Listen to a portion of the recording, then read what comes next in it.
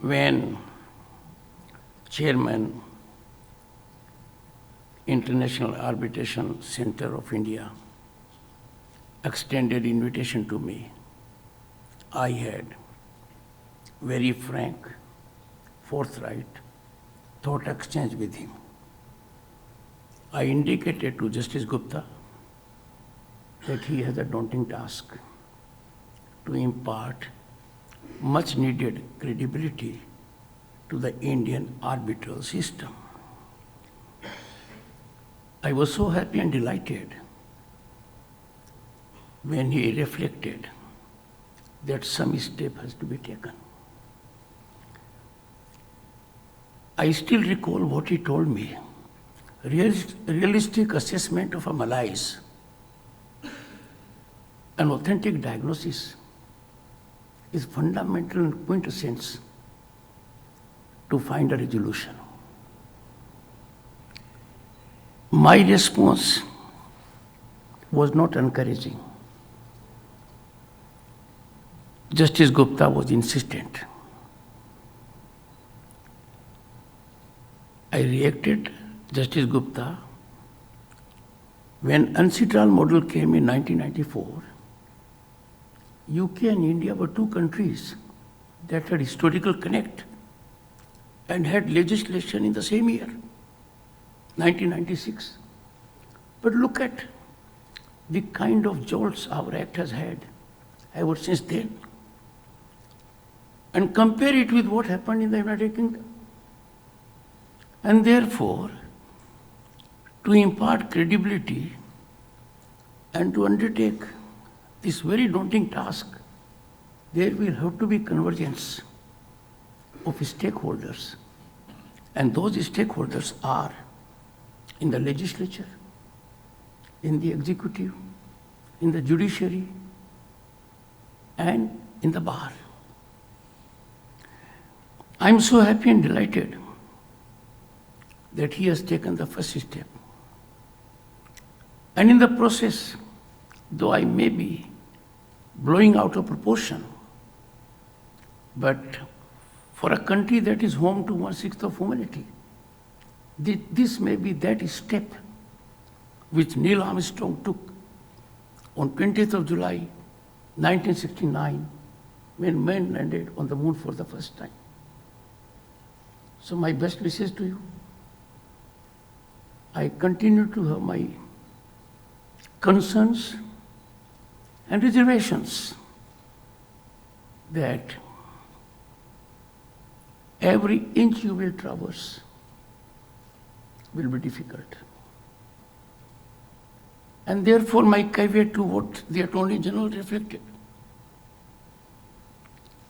We are not in the global room of arbitration. We are far distant from it.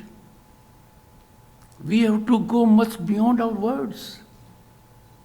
Our convergence will have to be on realistic fabric. Each one of us will have to contribute. And when we'll self-assess, we'll find we have been in neglect. And therefore, Justice Gupta, I have known him for a very long time. He means business.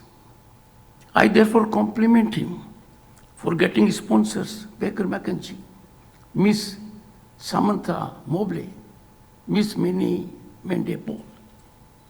Your presence matters because it was in late 90s I had the occasion to attend a conference in your organization about state of arbitral position.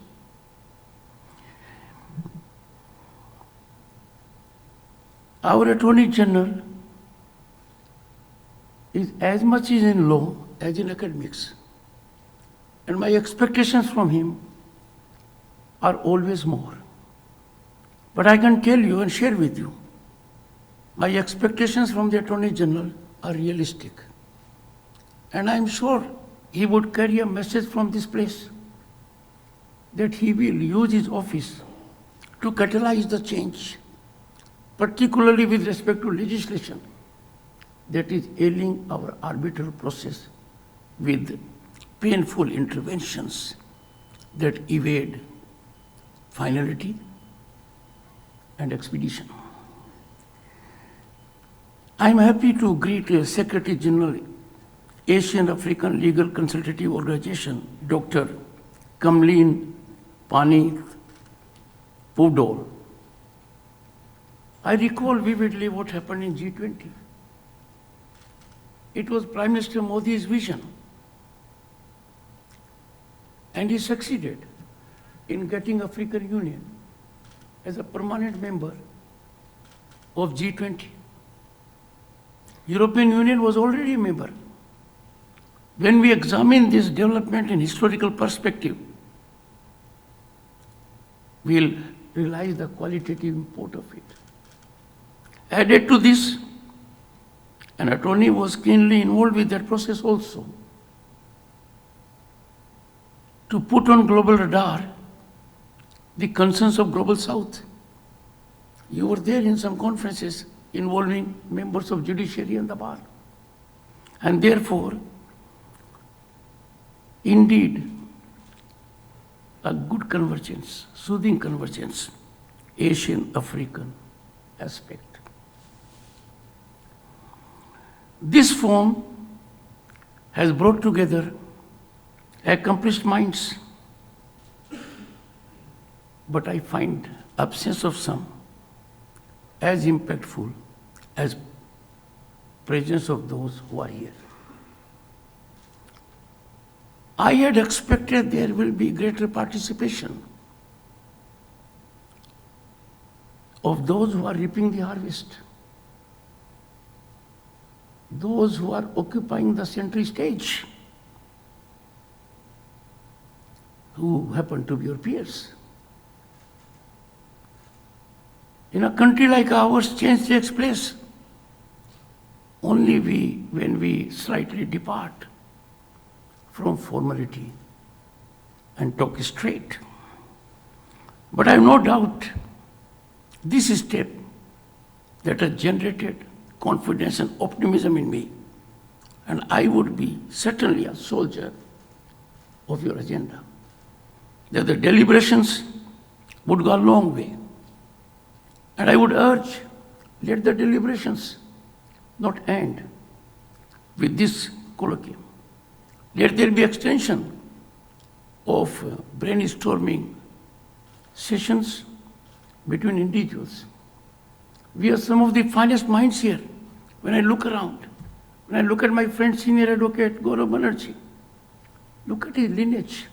How many times we have discussed passionately in mission mode and then rested, because hand-holding has to be by government stakeholders. Hand-holding has to be by law. Hand-holding has to emanate from people whose pen matters. And therefore, Justice Gupta has taken a big challenge. And every challenge has inbuilt potential opportunity. I have no doubt he will so convert. I need not underscore the relevance of arbitral process, its need. But in our country, and I can say with modest exposure to global arbitral process, having been in the International Court of Arbitration for about 3 years and associated with the commission of that outfit for about 9 years, here we are not to regain credibility. We have to establish credibility of arbitration.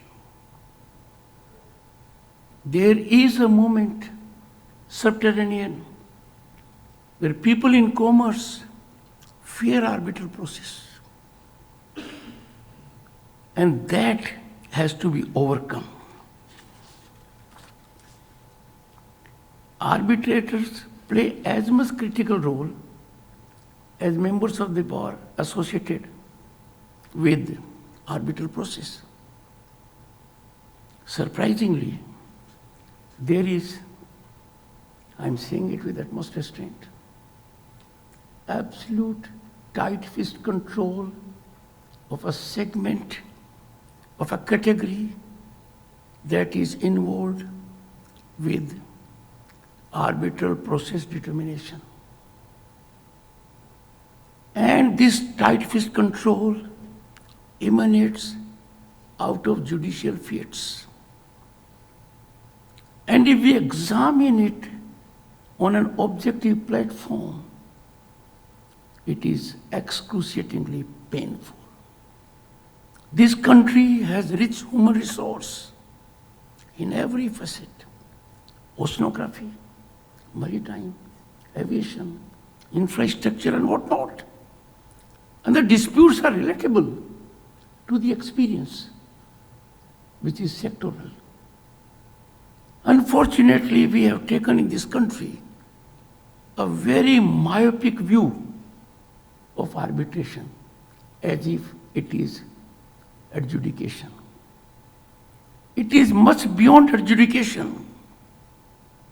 It is not conventional adjudication as historically evaluated globally.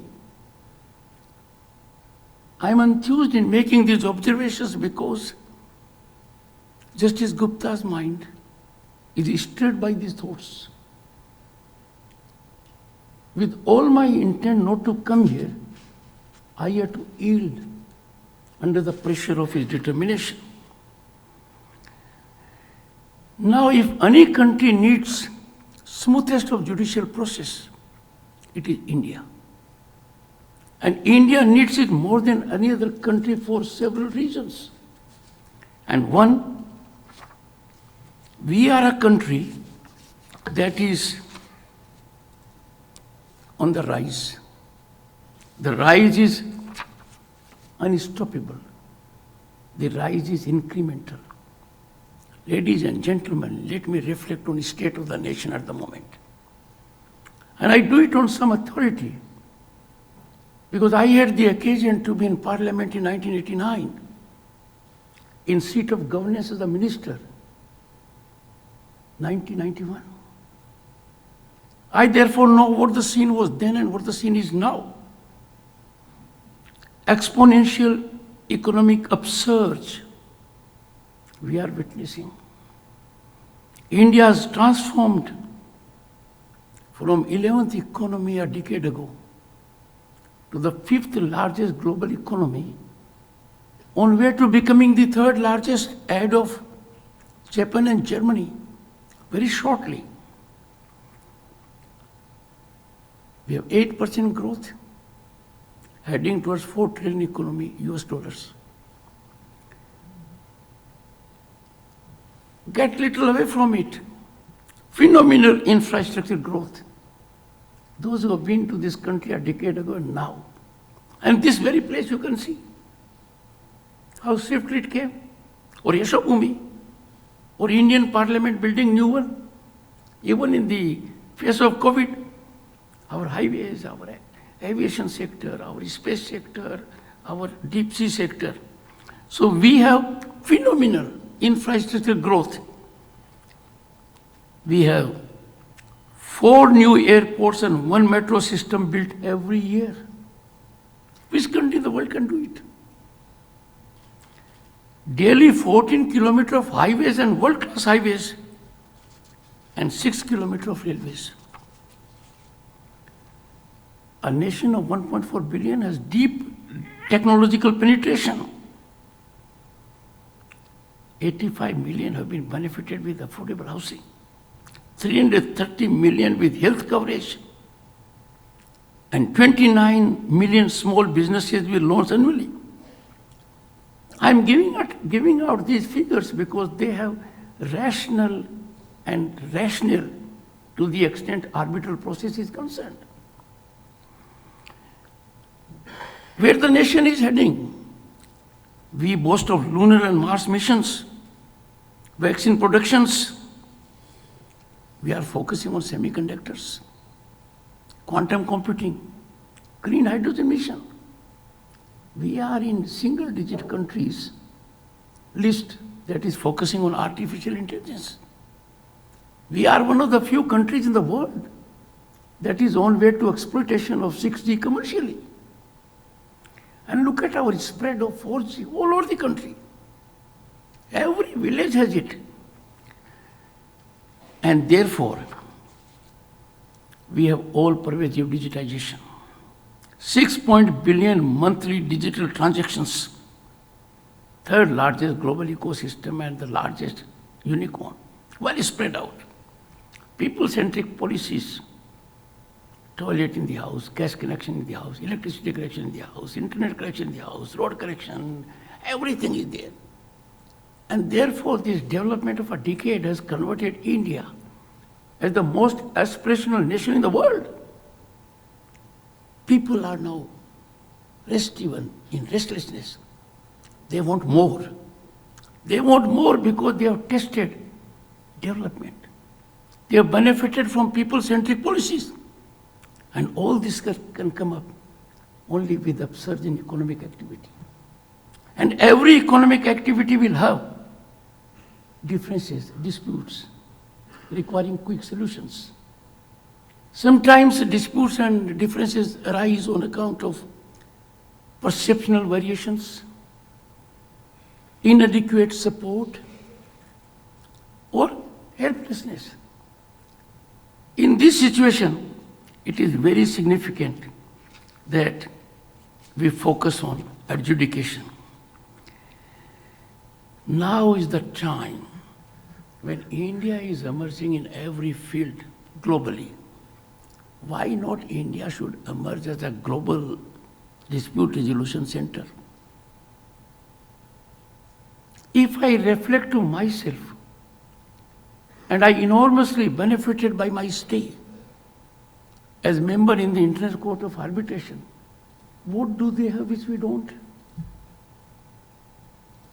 Their infrastructure is hardly comparable to what we have. And look at cultural centers where arbitrators can really engage. Go to Kolkata, go to Jaipur, go to Bangalore, Hyderabad, Chennai, any part. Get away from the metros and you'll have. I have seen in 10 years growth of arbitral centers with credibility in Dubai and Singapore. On self-assessment, without fear of contradiction, I can say we are nowhere. We are not in the mind of people who are having commercial relationship with us if it is international commercial arbitration. There was a time when this country had for the first time a power purchase agreement. My friend Gaurav Banerjee will bear me out. The agreement was settled by a law firm outside the country. But Justice Gupta, it provided for tariff on 3 terms. One tariff was A, if arbitration is in India as per Indian law.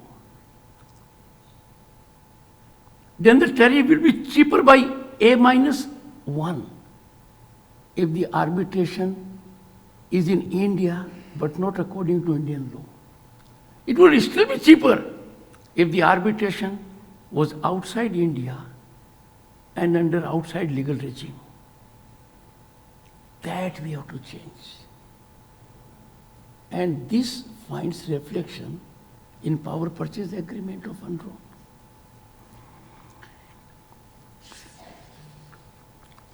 We, when are particularly suited,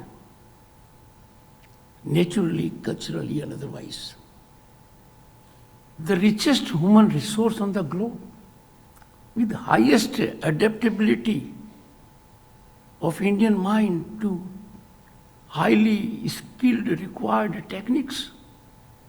And that is why you'll find formal economy taking place on account of digital transactions. Therefore, time for us to get into a groove, to be part of the marathon march that is taking place in the country for India to be a developed nation. And India is no longer a country with potential. And developed nation status is not our dream, it is our destination. And all world organizations that in 90, when I was a part of the government, were absolutely on us, are accolading us. Global center, favorite center of investment and opportunity, International Monetary Fund says. World Bank has applauded us at our digitization, accomplished in about 6 years, is not otherwise attainable. Even in more than 4 decades, we've done it. And therefore, we will have to go to certain basics. I can suggest some. A former Chief Justice of this country. I'm not concerned about the legacy he left or the footprints, the nature of which he left. But he did make an observation. Process has become old boys' club. He was referring to retired judges' participation in arbitral process. I should not be misunderstood even for a moment. Retired judges of this country are asset to arbitral process. They lend credibility to us. I know some of the former Chief Justices and judges being absolutely appreciated globally for international commercial arbitration. Justice Lodha, Justice Thakur, let me tell you, amazing. All of the judges, Justice, everyone is doing. I am not for a moment saying keep away from them, no. But there are areas where the arbitral tribunal needs to be supplemented by experts in the field of oceanography, in aviation, in infrastructure. Our judges are perhaps the best in the world. They apply mind. And therefore, not for a moment I should be misunderstood. I do not share the observation of the former Chief Justice of Old Boys Club. Justice Gupta is eminently suited, going by his passion and commitment for bringing about a big change. But I am taking a critic's view. And critic's view is the Attorney General of the country can really reflect and make a big change. Which country in the world, attorney, tell me, has so motu cognizance by the highest court?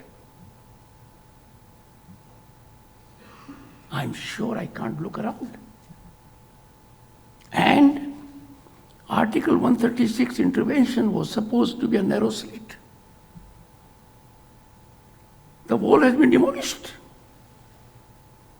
With anything and everything under the sun, including what a magistrate has to do, what a session judge has to do, what a district judge has to do, what a high court judge has to do. That wall demolition is also hurting arbitral process. All I am suggesting in all humility and as a concerned citizen of this country, that the issue which you are debating is of critical importance to micro, small industries. They want facile, easy arbitral process. For want of time, I would not be able to say all I wish to say, and since I have shared my thoughts in private with Justice Gupta, I would concludingly sum up. Let us navigate, because it is time for us to navigate step by step from alternative resolution to amicable resolution. Why should it be alternative? It must be first option. Why should it be substitute to litigation? So, amicable resolution from dispute resolution to difference resolution. Why do we label it dispute? These are differences. These are differences because a new person has taken to a particular enterprise in Make in India. He has engaged in a startup. There is some difference. This difference he wants to iron out because he is not all in all. He can't have a wherewithal of various departments. And therefore, let us convert it from dispute resolution to difference resolution. And then why resolution? Why not make it from resolution to settlement? And why look for judicially enforceable package of awards? Let us get into consensual convergence. All these, in my modest assessment, will secure commercial partnerships. They will not break partnerships. They will nurture partnerships in commerce, business, trade, and industry.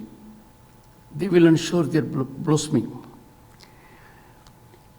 This will augur well for the economic growth, and this would also place us in the global arbitration room, where presently we are far distanced. At the moment, ladies and gentlemen, I have no doubt, let me make my mind clear in a concluding sentence. Arbitral process in our country is just an additional burden to the normal hierarchical mechanism of adjudication. I am grateful to the opportunity afforded to me by Justice Gupta. I wish him good luck, and I stand committed to be at your disposal in any manner you feel appropriate or expedient. Ladies and gentlemen, thank you so much for your time and patience.